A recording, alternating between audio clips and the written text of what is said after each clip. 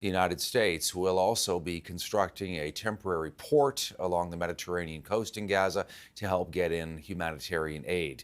Let's bring in Nader Hashemi, who's standing by. He's a professor of Middle East politics. He's at Georgetown University, based in the U.S. Nader, good to see you. Your thoughts on this issue that Joe Biden is facing now? We've certainly seen in places like Michigan, in and around Detroit, that's got a large Arab American population.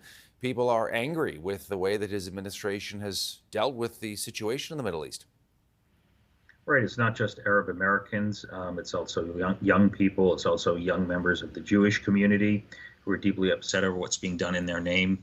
And you're right to sort of frame this in the context of the presidential election in the United States.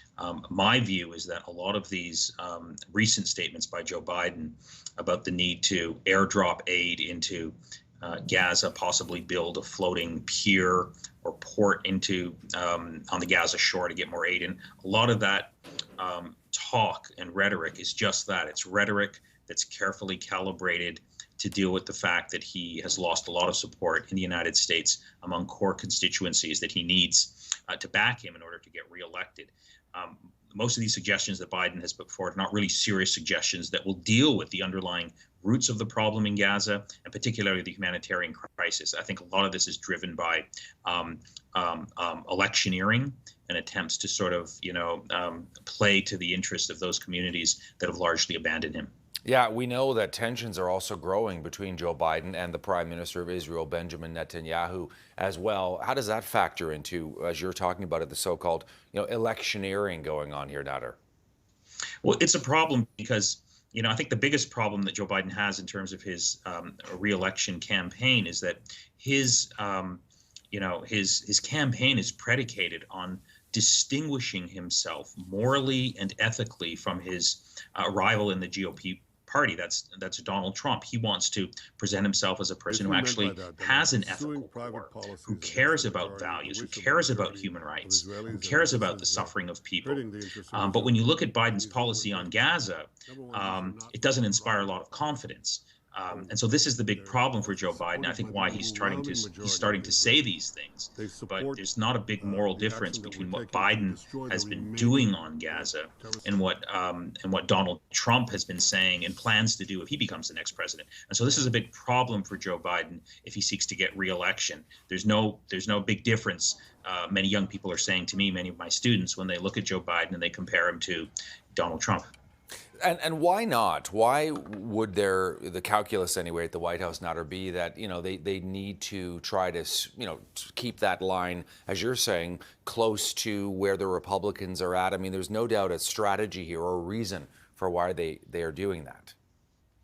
Well, it's a great question. I think this has to do with a longstanding bipartisan American support across the political spectrum, that Israel is a loyal ally and we don't want to pressure it. We don't want to abandon them, particularly after October the 7th, when 1,200 Israelis were killed. There's a sense that we want to work with the Israelis. We share their political goals in terms of trying to eradicate Hamas. And so we don't want to upset a major ally. I think also there are domestic political factors here in the United States. Joe Biden does rely on support from sections of the American Jewish community that are strongly supportive of Benjamin Netanyahu. So he doesn't want to alienate that political constituency.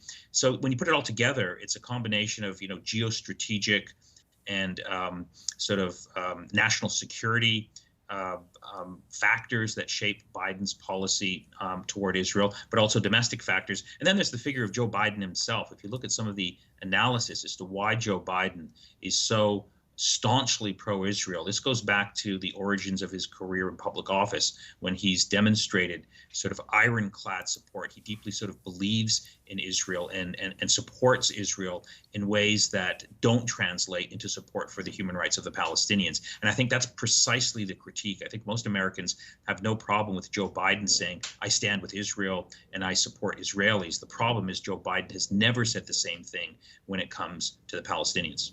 One last question involving Benjamin Netanyahu. No doubt quite aware of these challenges that Joe Biden faces and quite aware that, Donald Trump is perhaps a better ally for Netanyahu than Joe Biden is. Your thoughts on how it's sort of an interesting scenario in which the Israeli leader can have this kind of an effect on the political race for the White House? Yeah, and I think he's very much aware of that, and I think he's exploiting those that leverage that he has to sort of maximize his own political fortunes back in Israel. My own view is I think Netanyahu knows that if ever this war comes to an end, or even if there's a ceasefire, there's going to be demands for accountability from the policies that he has pursued that led to this crisis on October the 7th. So Netanyahu has every incentive to drag this war out and to expand it if possible. And my own view is that he's probably going to try and drag this war out until there's an election here in the United States in November, hoping that Trump comes back into power, and then there'll be effectively no problem with the Americans over how to prosecute this war. So I suspect that's very much what the game plan is. It remains to be seen whether Netanyahu can pull this off. Nader Hashemi joining us at Georgetown University. Always a pleasure. Thanks for your time today.